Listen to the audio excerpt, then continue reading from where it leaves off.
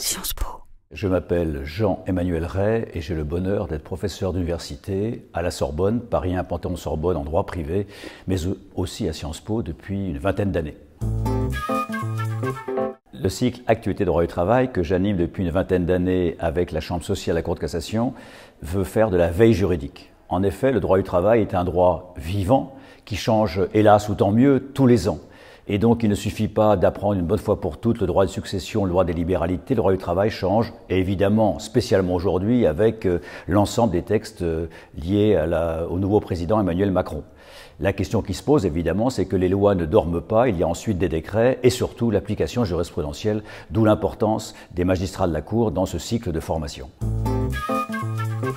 Ce cycle de droit du travail a d'abord été pensé pour des juristes en droit social, bien sûr, qu'il s'agisse des juristes en droit social en entreprise, mais aussi, évidemment, des juristes avocats en droit social.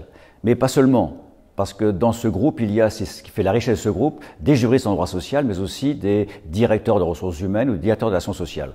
Car est-ce qu'on peut faire aujourd'hui des relations sociales sans avoir un bon niveau en droit du travail? À l'inverse, peut-on faire vraiment du travail sans rien connaître aux ressources humaines? Et les animateurs sont systématiquement un duo, un professeur d'université pour prendre un peu de hauteur et comprendre, parce qu'on ne sait pas où on va si on ne sait pas d'où on vient, et aussi un praticien qui répond aux questions très pratico-pratiques des participants. Alors le cycle Actualité droit du travail 2020 est, comme tous les cycles précédents, partagé en deux.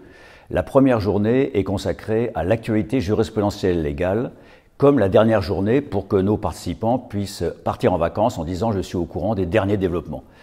Cette année, la première journée a lieu le jeudi 20 février 2020 et l'ouverture sera faite par Bruno Catala, président de la Chambre sociale de la Cour de cassation. Et à 14 h interviendra le directeur adjoint au directeur général du travail, Laurent Villeboeuf, qui nous parlera des derniers développements, en particulier ceux qui intéressent les entreprises, évidemment. Je veux parler des nouvelles sanctions administratives, mais également du fameux l'égalité entre les sexes et du fameux index visant à garantir une égalité entre les sexes.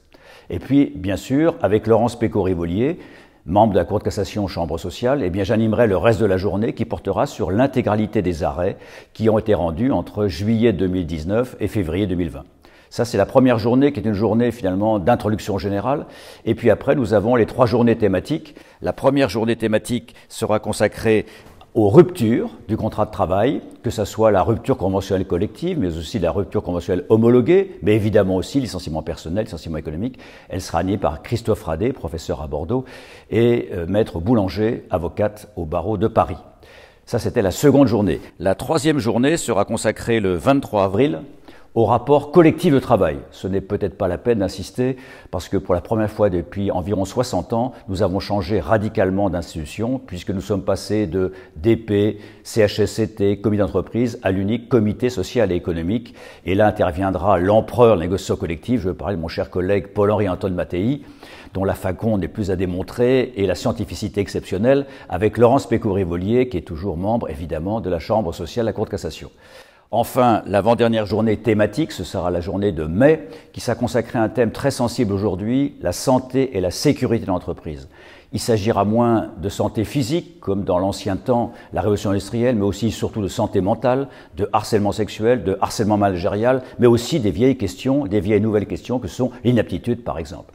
Enfin, dernière journée, pour faire le ménage avant de partir en vacances, en juin, nous terminerons avec Laurence Péco-Rivolier en passant en revue tous les arrêts et tous les textes récents. Comme ça, nos participants pourront partir en vacances en ayant la certitude d'être parfaitement au point pour la rentrée. Sciences